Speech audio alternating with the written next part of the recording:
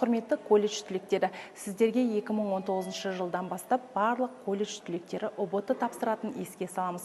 КТА деген тестілеу түрі жоқ. Негізгі ұбт-ға тіркелу app.testcenter.kz сайтында жүзеге асырылады.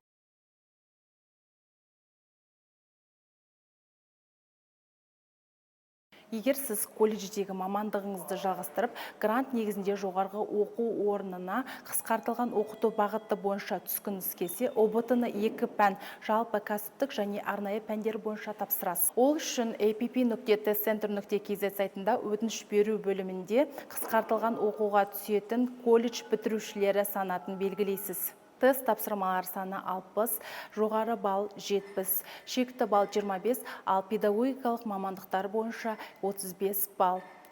Әр пән бойынша шекті балл 5 баллды құрайды, ұзақтығы 120 минут. Мысалы, сіз колледжді бастауышта білім беру педагогикасы мен әдістемесі пәні бойынша аяқтап, грант конкурсы нәтижесінде бастауышта оқыту педагогикасы мен әдістемесі мамандығы бойынша түскіңіз келсе, ұбт-ны 2 пәннен жалпы және арнайы кәсіптік пәндер бойынша тапсырасыз.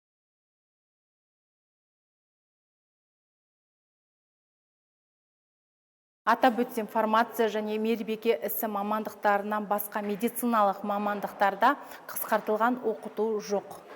Егер сіз колледжді фармация немесе мейірбике ісі мамандығы бойынша аяқтап, осы мамандықты грант конкурсы негізінде жалғастырғыңыз келсе, ұбт-ны 2 пәннен жалпы кәсіптік және арнайы пәндер бойынша тапсырасыз.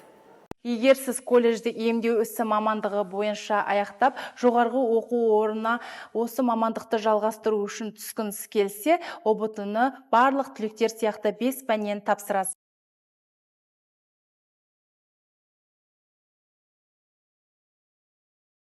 Егер сіз колледжді шығармашылық мамандық негізінде аяқтап, осы мамандық бойынша грант конкурсы негізінде жоғарғы оқу орнына түскіңіз келсе, ұбт-ны 1 пәннен тапсырасыз. Шығармашылық емтихан жоғарғы оқу орнында өтеді. Ол үшін app.testcenter.kz сайтында өтініш беру бөлімінде қысқартылған оқуға түсетін колледж бітірушілері санатын белгілейсіз.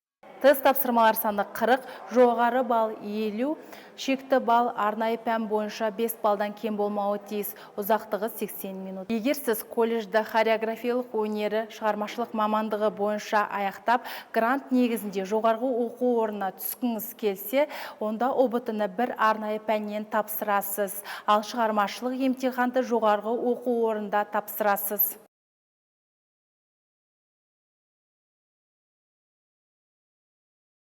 Колледждегі мамандығыңыз бойынша жоғарғы оқу